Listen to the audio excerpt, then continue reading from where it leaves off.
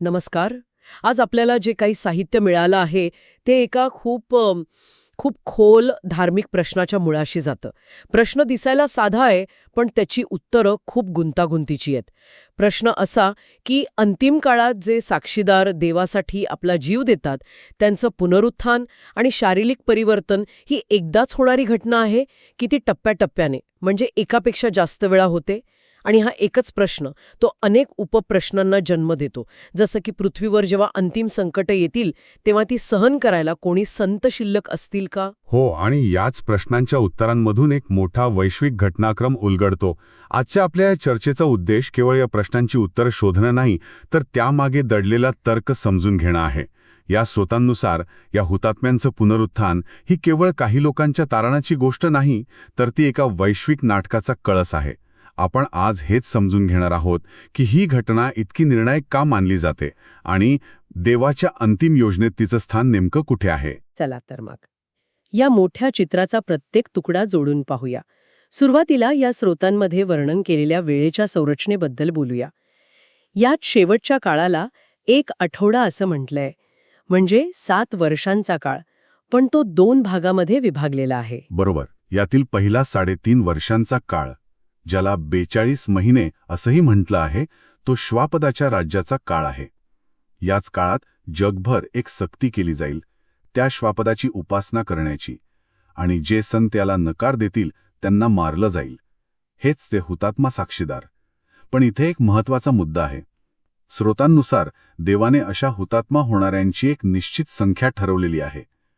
ती पूर्ण होईपर्यंत हा छळ चालू राहील. एक निश्चित संख्या म्हणजे हे काहीतरी ठरलेल्या पटकथेसारखं आहे. पण मला एक प्रश्न पडतो. समजा ती संख्या पूर्ण व्हायला अपेक्षेपेक्षा जास्त वेळ लागला तर, किंवा त्याआधीच काहीतरी वेगळं घडलं तर? हा खूप चांगला प्रश्न आहे. स्रोतांनुसार हा काळ आणि ही संख्या दोन्ही देवाच्या नियंत्रणात आहेत. ही संख्या पूर्ण होणं ही एक अट आहे. अट पूर्ण झाली की पुढची घटना घडते, आणि ती घटना म्हणजे या संपूर्ण चर्चेचा केंद्रबिंदू, पहिले पुनरुत्थान. जेव्हा हुतात्म्यांची ती निर्धारित संख्या पूर्ण होते, तेव्हा 7व्या तुतारीच्या आवाजाबरोबर हे पहिले पुनरुत्थान घडतं. आणि ही 7वी तुतारी म्हणजे नक्की काय?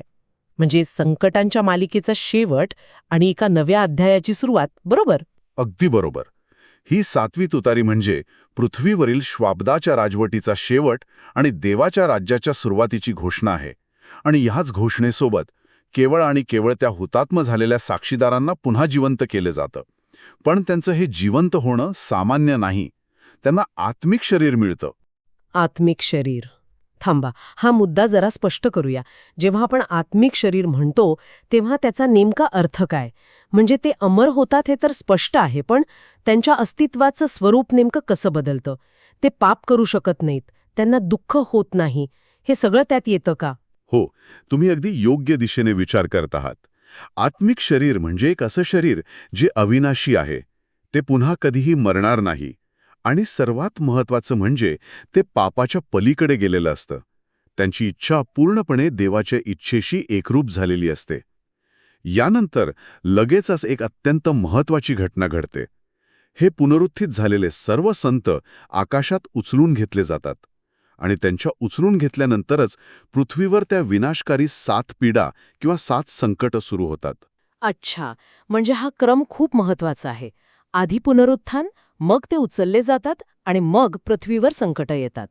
याचा सरळ अर्थ असा होतो की ही 7 संकटं सहन करण्यासाठी पृथ्वीवर कोणीही संत शिल्लक राहत नाही. अगदी बरोबर. स्रोतांमध्ये याची तुलना मोशेच्या काळातील घटनेशी केली आहे. जसं इस्रायली लोकांना देवाच्या कृपेने इजिप्तवरील शेवटच्या 7 पीडांपासून वाचवण्यात आलं होतं, त्याचप्रमाणे हे संत पृथ्वीवरील पीडांपासून वाचतील. का? कारण ते त्यावेळी पृथ्वीवर नसतीलच, ते देवाच्या सानिध्यात सुरक्षित असतील. पण एक मिनिटं थांबा. आपण खरंच इतक्या खात्रीने म्हणू शकतो का की पृथ्वीवर एकही संत उरणार नाही? म्हणजे काही लोक असतील जे कदाचित लपून बसले असतील, ज्यांना श्वापदाची उपासना करायला भाग पाडलं गेलं नसेल. ठीक आहे, म्हणजे पृथ्वीवरचे सर्व संत उचलून घेतले जातात. हा घटनाक्रम आता स्पष्ट झाला. हे त्यांच्यासाठी नक्कीच चांगलं आहे. पण या घटनेचा परिणाम फक्त त्यांच्यापुरताच मर्यादित आहे की याचं महत्त्व त्याहून अधिक व्यापक आहे? कारण हे सगळं फक्त काही हजार किंवा लाख लोकांच्या तारणासाठी घडत असेल तर ते थोडं कमी महत्वाचं वाटतं. आणि इथेच या चर्चेचा खरा गाभा आहे. हे पुनरुत्थान केवळ त्या हुतात्म्यांसाठी नाही. स्रोतांनुसार ही घटना संपूर्ण सृष्टीच्या इतिहासातील एक निर्णायक क्षण आहे. या एका घटनेतून हे सिद्ध होतं की देवाच्या आज्ञा पाळणं शक्य आहे. थांबा, हा मुद्दा खूप मोठा आहे. तुम्ही म्हणताय की या काही निवडक लोकांच्या बलिदानाने संपूर्ण सृष्टीच्या निर्मितीचा हेतू साध्य होतो. हा तर खूप मोठा दावा आहे. या स्रोतांमध्ये हे अधिक स्पष्ट केलं आहे का की एका गटाचं कृत्य संपूर्ण विश्वासाठी इतकं महत्वाचं का ठरतं? हो, आणि हेच समजून घेणं महत्वाचं आहे. याला आपण एका वैश्विक कायदेशीर खटल्याच्या रूपात पाहू शकतो. खटला, अच्छा. म्हणजे देव आणि सैतानामधला. अगदी बरोबर. सुरुवातीपासून देवावर आणि त्याच्या नियमांवर हा आरोप आहे की ते अन्यायकारक आहेत, ते पाळणं मानवासाठी अशक्य आहे. सैतानाचा हाच मुख्य युक्तिवाद आहे. पण जेव्हा हे हुतात्मे सर्वात कठीण परिस्थितीत, मृत्यूसमोर असतानाही स्वतःच्या जीवापेक्षा देवावर जास्त प्रेम करतात आणि त्याच्या आज्ञा पाळण्यासाठी मरण पत्करतात, तेव्हा ते सैतानाचा हा युक्तिवाद कायमचा खोडून काढतात. म्हणजे त्यांचं बलिदान हे देवाच्या बाजूने दिलेला अंतिम आणि निर्णायक पुरावा ठरतं. ते सिद्ध करतात की मानवी स्वतंत्र इच्छा वापरून देवाच्या आज्ञा पाळणं शक्य आहे, मग परिस्थिती कितीही कठीण असो. अगदी तसंच. हा पुरावा मिळाल्यानंतरच देवाच्या आज्ञा अंतिम न्यायाचा आधार बनू शकतात. तोपर्यंत त्या केवळ नियम असतात. पण जेव्हा कोणीतरी त्या आज्ञांसाठी प्राण देतं, तेव्हा त्या आज्ञांचं नैतिक सत्यत्व सिद्ध होतं. या घटनेमुळे सृष्टीच्या स्वतंत्र इच्छेचा उद्देश पूर्ण होतो आणि म्हणूनच ही घटना इतकी अद्वितीय आणि अविभाज्य आहे. ती तुकड्या तुकड्यामध्ये होऊ शकत नाही. आणि त्याचं उद्दिष्ट पूर्ण केलं नाही. तो अंतिम पुरावा अपूर्ण होता. आणि म्हणूनच देवाच्या योजनेत फक्त एकाच पहिल्या पुनरुत्थानाची तरतूद आहे. बरोबर. इतकी महत्वाची घटना जी सृष्टीच्या निर्मितीचा उद्देश पूर्ण करते, ती पुन्हा पुन्हा होऊ शकत नाही. एकदा का तो पुरावा सादर झाला की खटला संपतो.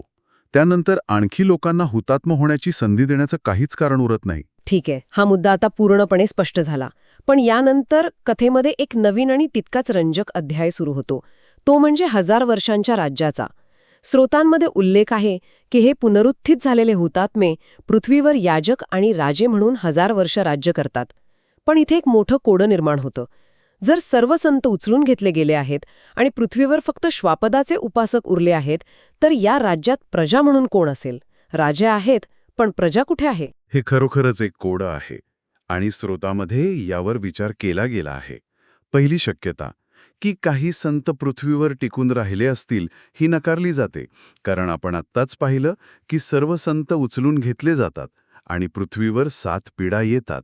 मग दुसरी शक्यता काय असू शकते? हो, हीच उत्सुकता आहे. या राज्यात कोण राहतं? स्रोतांमधील अधिक संभाव्य शक्यता अशी आहे की या प्रजेमध्ये अशा लोकांचा समावेश असेल ज्यांच्या विश्वासाची परीक्षा व्हायची बाकी आहे. उदाहरणार्थ, जे लोक या मोठ्या छळाच्या आधीच मरण पावले, ज्यांना त्यांच्या आयुष्यात कधीच विश्वासाची अशी टोकाची कसोटी देण्याची संधी मिळाली नाही, त्यांना पुन्हा जिवंत केलं जाईल. काय म्हणताय? म्हणजे त्यांना एक दुसरी संधी दिली जाईल. हो. आणि त्यांना कोणत्या प्रकारचं शरीर मिळेल? हुतात्म्यांसारखं आत्मिक की आपल्यासारखं भौतिक? त्यांना भौतिक शरीर मिळेल. आणि हाच खूप मोठा फरक आहे. त्यांचं शरीर आत्मिक नसल्यामुळे ते वंशवृद्धी करू शकतात. त्यांना सामान्य मानवी भावना असतील, पण त्याचवेळी त्यांच्यात पाप करण्याची शक्यताही असेल. त्यांची स्वतंत्र इच्छा अजूनही परीक्षेच्या अधीन असेल. ह्या 1000 वर्षांच्या काळात ते सुखाने राहतात, कारण सैतानाला बंदिवासात टाकलेलं असतं. त्यामुळे त्यांना मोहात पाडणारं कोणी नसतं. त्यांना परिपूर्ण परिस्थितीत देवाच्या निवडलेल्या राजांच्या म्हणजे हुतात्म्यांच्या मार्गदर्शनाखाली जगण्याची संधी मिळते. ही खूपच रंजक कल्पना आहे. म्हणजे हे एक असं राज्य आहे जिथे काही लोक परीक्षेच्या अंतिम टप्प्यात आहेत, किंबहुना परीक्षा पास करून मार्गदर्शक बनले आहेत, आणि काही लोक परीक्षेला सुरुवात करत आहेत. या 2 गटांमध्ये संवाद कसा असेल यावर स्रोतांमध्ये काही माहिती आहे का? स्रोतानुसार हे एक आदर्श राज्य असेल, जिथे अमर आणि सिद्ध झालेले राजे मर्त्य आणि अपूर्ण प्रजेवर प्रेम आणि न्यायाने राज्य करतील. ते त्यांना देवाचा मार्ग शिकवतील. हे 1000 वर्षांचे राज्य म्हणजे एका परीक्षेचं मैदान आहे. या काळात प्रजेला देवाच्या मार्गावर चालण्याची प्रत्येक संधी दिली जाईल. पण खरी परीक्षा ती या काळाच्या शेवटी होईल. म्हणजे 1000 वर्षांच्या शांततेच्या राज्यातही परीक्षेचा धोका टळलेला नाही. नाही, या काळाच्या शेवटी सैतानाला थोड्या काळासाठी मुक्त केले जाते आणि तेव्हा ह्या प्रजेच्या विश्वासाची अंतिम परीक्षा होते. ज्यांनी 1000 वर्ष देवाच्या राज्यात सुखाने घालवली ते सैतानाच्या मोहांना बळी पडतात की देवाशी एकनिष्ठ राहतात हे तेव्हा सिद्ध होतं आणि यानंतर अंतिम संघर्षाला सुरुवात होते. आणि या संघर्षानंतर अंतिम न्यायाचा दिवस येतो, बरोबर? हो, त्यानंतर श्वेत सिंहासनासहोचा न्याय म्हणजे ग्रेट व्हाईट थ्रोन जजमेंट सुरू होतो. यावेळी जीवनाचे दुसरे पुनरुत्थान होते. या त्या पहिल्या पुनरुत्थानातील हुतात्म्यांशिवाय इतर सर्व नीतिमान लोकांना पुनरुत्थित केले जाते.